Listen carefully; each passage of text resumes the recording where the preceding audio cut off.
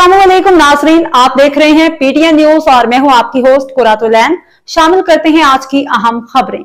Israel गजा में फलस्तीनी शहरियों की नस्लकुशी कर रहा है। अक़वाम मुत्तहिदा न्यूयॉर्क अक़वाम मुत्तहिदा की तहकीकाती कमीशन की रिपोर्ट में कहा गया है कि इसराइल गजा में फ़लस्तीनियों की नस्लकुशी कर रहा है। इसराइली वज़ीर आज़म सदर वज़ीर दिफा नस्लकुशी के ज़िम्मेदार हैं। रिपोर्ट में बताया गया है कि कमीशन के पास वाज़िह शवाहिद हैं।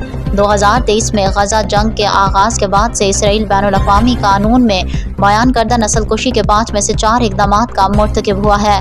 अक़वाम मुत्तहिदा के इंसानी हकूक़ कौंसिल ने 2021 में मकबूजा फ़लस्तीनी इलाके में इंसानी हकूक़ के मुबैना खिलाफ वर्जियों की तहकीकात के लिए आज़ाद बैनुल-अक़वामी तहकीकाती कमीशन तश्कील दिया था।